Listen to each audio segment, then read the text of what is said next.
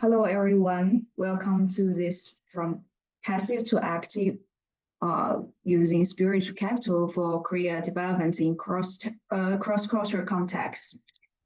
Yeah, and at first I will have a short introduction of myself. And now I mainly focus on research about the spiritual capital theory for icebreak. From your perspective, which challenge do you see most often among international students or early career professions? A is staying motivated is most challenging. B is adapting to different cultural environments. C is finding a clear career direction. D is building a professional network. E or others you can tap in the chart. Yeah, so you can choose or tap your own answer about the challenges you see most often among international students or early career professions. Yeah, now you can type your answer in the chat room box. Oh, BOD. Oh, okay, glad to know your answers. Okay, and now let's go over about the early career challenges in cross-cultural contests.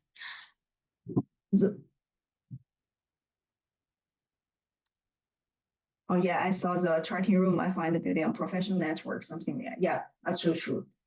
Yeah, so researchers show there is mainly four these challenges, especially in cross-cultural context. So I'm Chinese, so I get the experience East Asian backgrounds. So because I guess we have different cultural backgrounds. So if you want to share your backgrounds in the charting box, I can know you better because I will make assumption about the East Asian cultural backgrounds with like American cultural backgrounds. Okay, so let's go over to the first cultural adjustment. Yeah, I will make examples of myself because cross-cultural psychology and the Korea research shows that early career professions often experience this cultural stress. And different places have different workplace norms. Yeah, I will make myself for example, in East Asian culture, we often taught to be humble, to respect the authority, and never challenges to teachers, and you should obey to your your boss or something like that, even they are wrong. So if I point out their like mistakes or speak out my strengths, they will think, oh, you are showing off. But in the US, so you should promote yourself. You should sell yourself. If you don't do that, people think you're not confident or you are not competitive to do so. So that's so difficult for me at first because when you have questions or you have some thoughts, I don't know I should share it or not. I don't know if I speak out, what does my boss say this to me? To think you're showing off, you have you're something you are someone who is not easy to deal with or it's hard to have a relationship with you. Yeah, that's a different cultural context. So I wonder, like, what's your cultural background? Like, what do you think is the most different cultural context that you have experienced? Like, just I give example for East Asian, like you should be humble. Yeah, if you can share in the chat box. Okay, so let's see about the spiritual capital in early career development. Let's first say this what is spiritual capital? What includes in the spiritual capital, and why is highly relevant for early careers? The first dimension of the spiritual capital is self-awareness. So what's your weakness? The most important thing is what's your motivations? What's your motivations? Why motivations is very important?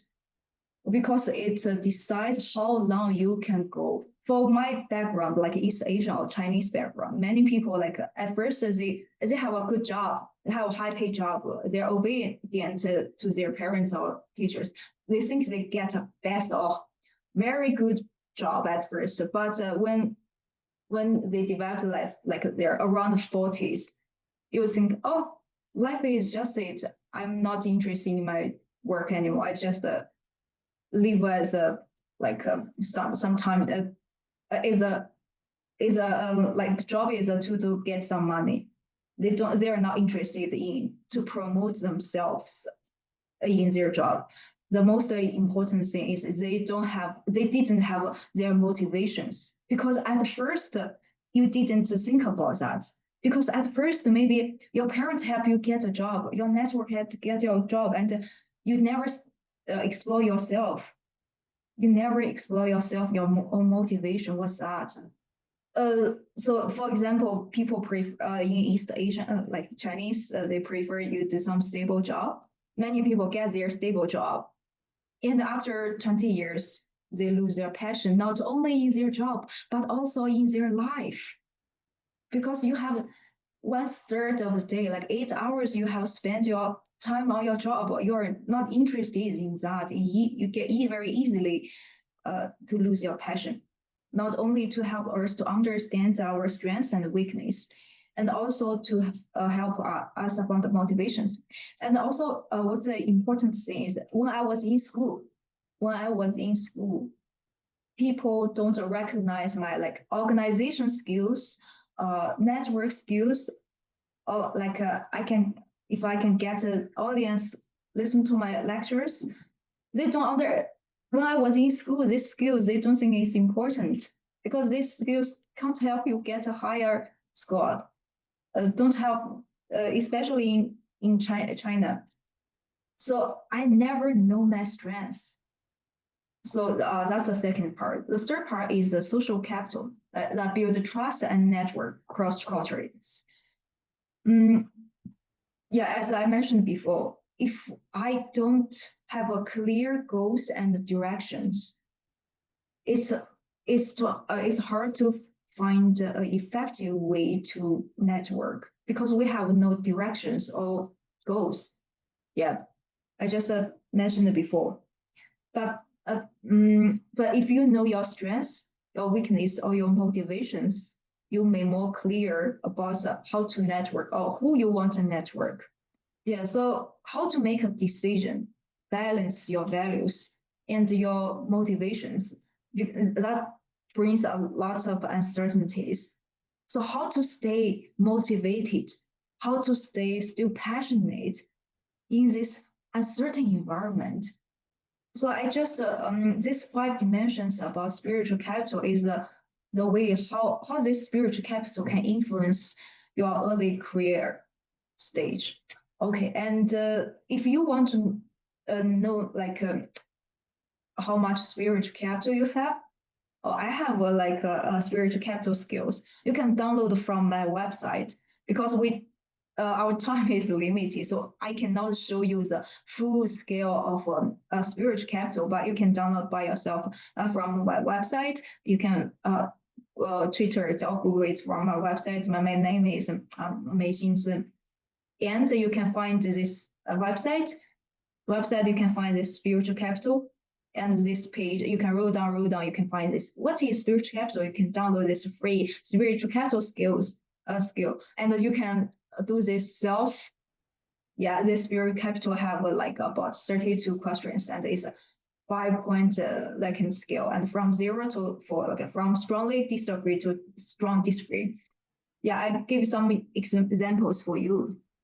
At first, we call cultural adaptation, using self-awareness and emotional regulations to navigate their workplace differences. So emotional regulations help us to see ourselves neutrally.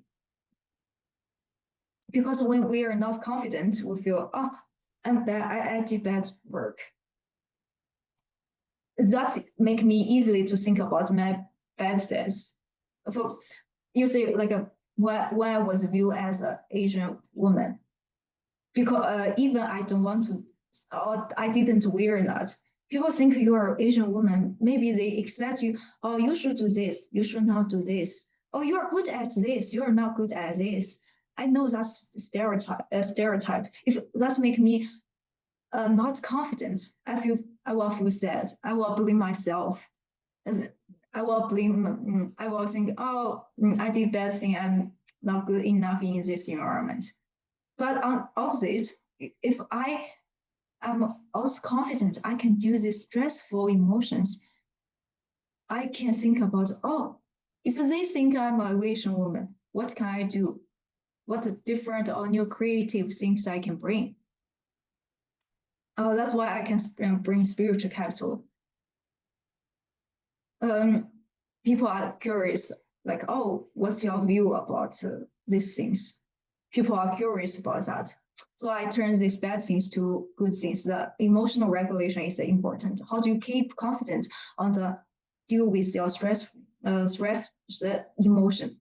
So self-awareness and emotional regulation to help you about to help you navigate workplaces cultural adaptations. Second is building confidence. Yeah, I just share about like how emotional regulation helps you to build your confidence. Okay, now I have a question for you. Think about one cultural difference you have experienced in your workplace. How did it make you feel? What's your emotion? And what might you do differently next time? If your colleagues have the same situation with you, what do they do? And why do they do that? What's your role and what's your self-awareness or emotional regulation about that? You can think about these questions and ask yourself. You can ask yourself, what is one career goal that reflects both your skills and your values, your skills and your values, or your motivations and your values? Because networking is about not about the quantity, like how many people you know, but it's about like trust, connection, and mutual support. And I was an international student and from China. So at first, before I came to America, I learned some different cultural norms from textbook, from internet. So I heard that Americans need want people be confident, self promotion, but when I really came here, I feel it's different. It's difficult to do so. I always make me pretend I'm confident, pretend I know everything, pretend to self promote. Uh, so and but in my heart, I feel like and do I pretending and others don't dislike me in their heart. So I feel nervous. But at first, I know I understand more my experience because in China, people don't like me to talk a lot. They think, oh, you are not boss. You should be a good listener. You should not talk a lot. But in America, I feel like if I talk about my own thoughts or creative things, people think, ah, you are good. So at that time, I gradually know my strengths. Or people like me to talk, to share my own stories. Or like when I was in China, if I share my stories, many people think, ah, why do you say so? That's boring. Everyone has so. But in American, people think, oh, you bring a new perspective. So because of my family and the parents and the society, I always thought I should pursue a PhD degree and be a professor. Oh, I'm not successful. But the emotional regulation helped me cope with the repeated setbacks and cross-culture adjustment. Because I feel isolated and unable to grow. And I have ethnic and values. If I make it clear, I know, oh, for example, my value is I want to help people. Like I share knowledges or like people say, oh, you're so right. You inspired me. You helped me. When people say that, I feel happy. So that's a moment I know, oh, That's my value. And in this immigrants environment, we experienced a pandemic and different politicians about immigration politicians. That's a lot of uncertainty. But I want to stay motivated and pursue my own values, like helping people, do some psychology things I want to do, how to find a new way to express. Like I know how I can attend a conference to share my ideas about that, not only for get a PhD degree. Okay, that's my stories. So I want to know if you have some questions.